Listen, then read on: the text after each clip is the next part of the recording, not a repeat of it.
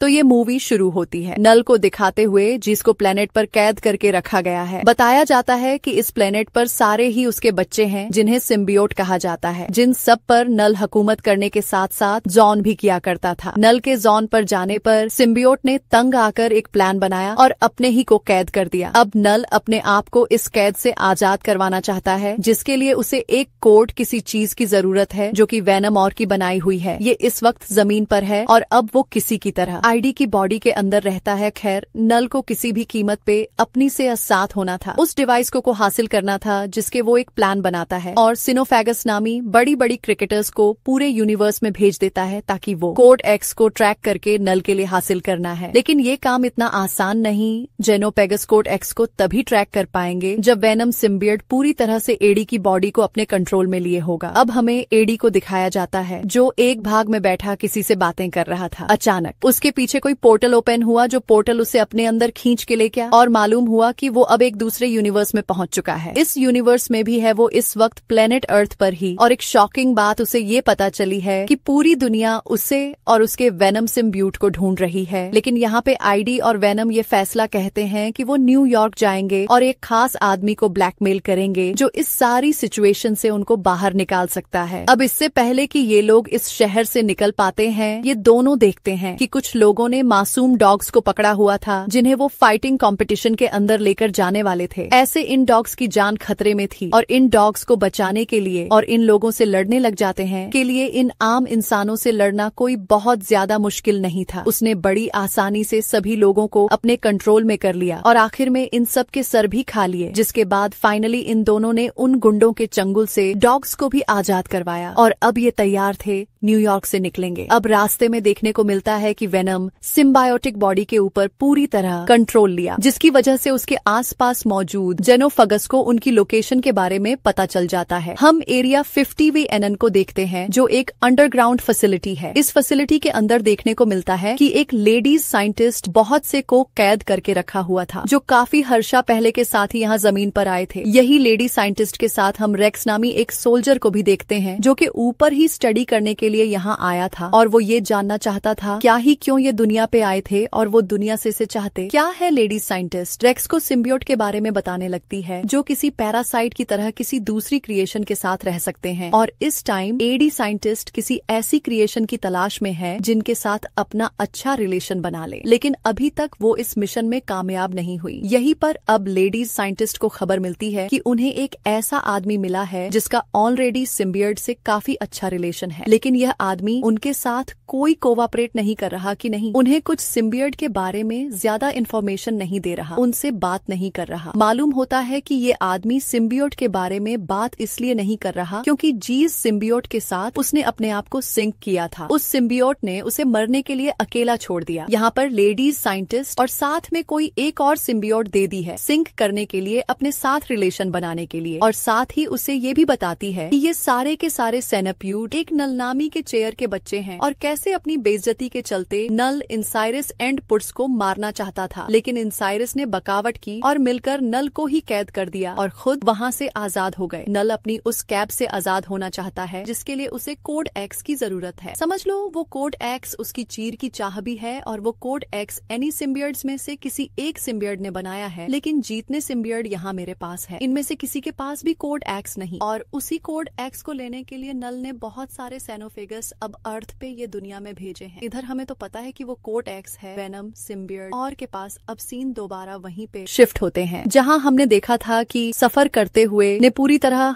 Body पे control नहीं किया था और उसी की वजह से एक ने उन्हें ट्रैक भी कर लिया। वह अब उनसे जैसे ही के लिए उनके पीछे आता है तो यहाँ हमें मूवी का एक बहुत ही जबरदस्त शॉट दिखाया जाता है, जिसमें वेनम सिम्बियोट और का सामना हो रहा है जेनोफेगस से, और ये लोग प्लेन के ऊपर लड़े हैं। इनकी लड़ाई ये साथ देर चल नहीं पाती क्योंकि जेनोफेगस प्लेन के इंजन में आकर मारा जाता है। लेकिन अब इस इंसिडेंट से एक अच्छी चीज ये हो गई थी क्नॉइस की वेनम होशियार हो गया था। वो ये जान गया था कि जब भी वो आईडी की बॉडी पर पूरी तरह कंट्रोल करेगा उसे कोई ना कोई सिनोफिकस ट्रैक करने का, इसलिए अब उसे आईडी की बॉडी को कंट्रोल करने से अवॉइड करना शुरू कर दिया है और ये बात उसने खुद आईडी को भी बता दी है। ये कहते ही उसने आईडी को प्लेन से नीचे पहन दिया और उसे बचाने के लिए खुद किसी पैराशूट की तरह उसके ऊपर की तरह फोड़ने लगा। अब आईडी को तो ज्यादा कुछ पता नहीं था कि वो क्रिएचर जीस के ऊपर हमला किया। वो कौन है और आखिर वो चाहती क्या है। यहाँ पर वेनम सिम्बायोट उसे बताता है कि वो क्रिएचर सेन फिगर से जिसे नल ने भेजा है। असल में नल कॉर्ड एक्स लेना चाहता है जो उसके जेल की चाबी है जो हम दोनों ने मिलकर बनाई है, पर अगर हम दोनों में से कोई भी मर गया तो वो चाबी खत्म हो जाएगी। एनी के कन्फ्यूज्ड था कि उसने कोई एक स्क्रब तैयार किया से सारी पुरानी कहानी सुनाता है जहाँ पर उन्होंने को किया होगा। अब यहाँ ये बातें करते हुए देख लेते हैं कि हाथ में यानी सोल्जर्स जस्ट ए में किसी ऐसे ही सिम्बियोट को ढूंढना चाहते थे जिसने किसी इंसान के साथ लिंक बनाया हो और उससे वो बातें कर सके और जान सके कि आखिर उनके दुनिया में आने का मकसद क्या है। आईडी खुद इतना ज्यादा ताकतवर नहीं था, लेकिन जैसे तैसे करके उसने इन सोल्जर से बचने की कोशिश की और अपने आप को बचाने के चक्कर में उसने से एक सोल्जर को भी मार दिया। उसकी हमेशा से ताकत उसका सिम्बियोट ही रहा था, लेकिन अब सिम्बियोट उसके ऊपर पूरी तरह कंट्रोल नहीं ले सकता था, क्योंकि अगर वो ऐसा तो कोई ना कोई सेनोफेक्स उनको ट्रैक करने था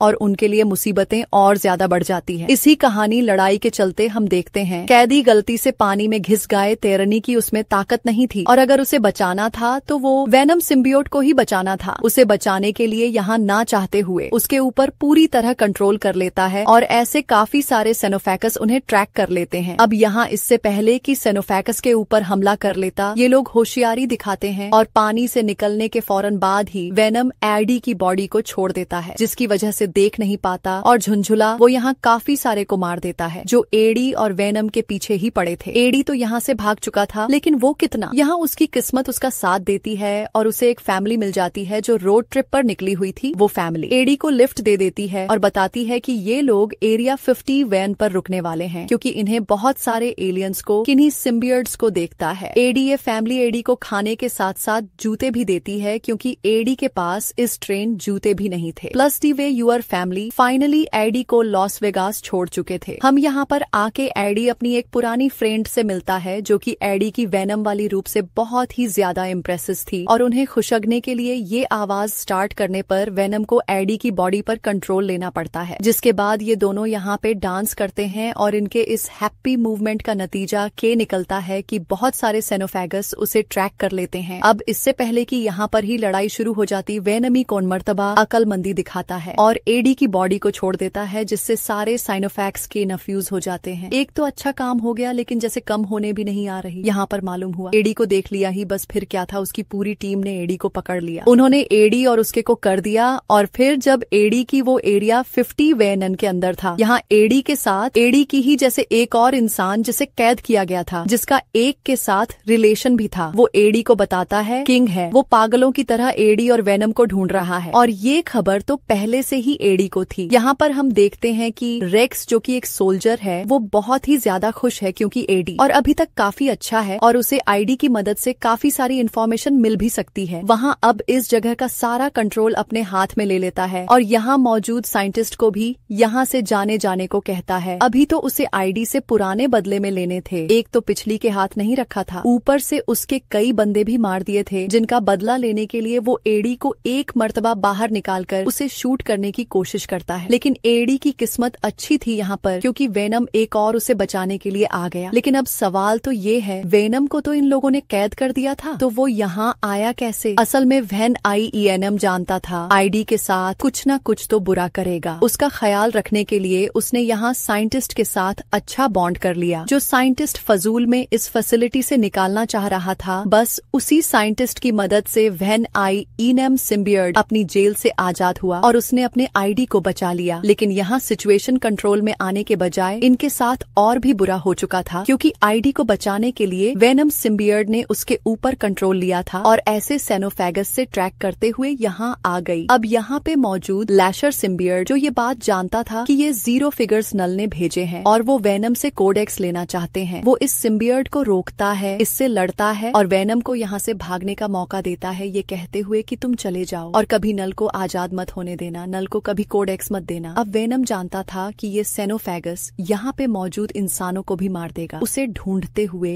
इसलिए जाते हुए उसे थैंक यू सर कहा कि यहाँ पे मौजूद सारे को खोल दो ताकि वो आप लोगों से रिलेशन बना के सेनोफेगस से आप लोगों को बचा ले। साइंटिस्ट उसकी बात मान लेती है और को खोल देती है, और भी बिना वेबसाइट के काफी सारे इंसानों से बॉन्ड बनाते हुए सेनोफेगस से लड़ने लग जाते हैं और ऐसे ही यहाँ पर एक धमाकेदार फाइट शुरू हो जाती है। इतने इतने में ही यहाँ पर वो फैमिली पहुंच जाती है जिसने एड को लिफ्ट दी थी और उन्होंने एड को बताया भी था कि वो एरिया 50 व नन में एलियंस देखने के लिए जाएंगे, लेकिन उन्हें ये नहीं पता था कि वो एक के बजाय इतने सारे एलियंस को देख लेंगे, वो भी खुले हुए। इन एलियंस के दरमियान होने वाली धुआंधार फाइट को देखकर वो बुरी तरह ढेर चुके थे, क्योंकि सेनोफेगुस बुरी तरह से को आ रहे थे और उन्हें हराने की कोशिश कर रहे थे। और ये कोशिश सिम्बियडस की नाकाम बनाने के लिए सेनोफेगुस अपने बहुत से और साथियों को दूसरे यूनिवर्स से बुला लेता है। सिचुएशन को खराब देखते हुए वेनम सिम्बायड भी यहाँ सेनोफिगस से लड़ने के लिए आ गया था, लेकिन जब उसने देखा कि बहुत सारे और सेनोफिगस भी यहाँ आ चुके हैं और वो सिम्बायड के साथ साथ इंसानों के भी लाइफ मुश्किल में डाल सकते हैं, तो उससे यहाँ पे एक बहुत ही मुश्किल और बहुत ही इमोशनल फैसला किया। आईडी से कहता है, देखो इन सारे जेन ऑफ एक्स को कंट्रोल करने का सिर्फ एक ही रास्ता है, वो है हम दोनों में से किसी एक ही मोल, जिसकी वजह से वो कोड एक्स तबाह हो जाएगा और ये लोग इस दुनिया से चले जाएंगे। आईडी सबके लिए बिल्कुल तैयार नहीं था। देखिए, फैसले का वेनम इंतजार नहीं कर सकता था, क्योंकि जिन एक दो सेनोफिगस को इन्होंने मारा था वो भी अपने आप को रिजनरेट कर रहे थे। इन सभी लोगों को बचाने के लिए और सिचुएशन को संभालने के लिए वेनम अपना एक बड़ा सा रूप दिखाता है और इन सारे सेनोफिगस को अपने में लपेटते हुए एक मशीन की तरफ बढ़ने लगता है, जो मशीन हाई टेम्परेचर की मदद से एलियंस को मारने के लिए बताई गई थी और इसे एक्टिवेट करने का काम को कहकर गया था। सारे के साथ साथ के भी उस मशीन में जाते ही उस मशीन को एक्टिवेट कर देता है, जिसकी वजह से वहाँ एक बहुत बड़ा ब्लास्ट होता है और ऐसे जेनोफेगस के साथ साथ वेनम बीन माना जाता है और यहाँ काफी सारे लोग बेहोश हो जाते हैं। जिसमें एडी को जब होश आया तो उसे ये मालूम हुआ कि उसका 2 वेनम सिम्बोट अब जिंदा नहीं बचा और ये सुनकर एडी उदास हो चुका था। उसे इस खबर ने भी कुछ नहीं किया था कि अब एडी पर लगाए गए सभी झूठे सच्चे इल्जाम खत्म कर दिए गए थे और वो इस दुनिया में अपनी नॉर्मल लाइफ जी सकता था। अब यहाँ से सीन कट होकर हमें मूवी के ठीक लास्ट में दोबारा नल को दिखाया जाता है, जो बहुत ही ज्यादा गुस्से में है क्योंकि उसका कोट एक्स हो चुका है और उसके यहाँ से निकलने के चांसेस तकरीबन खत्म हो गए हैं और इस चीज ने उसके अंदर बदले की आंख को और भड़का दिया है। अब आगे क्या करेगा, इसी चीज को सस्पेंस में रखते हुए ये कहानी यहाँ खत्म हो जाती है।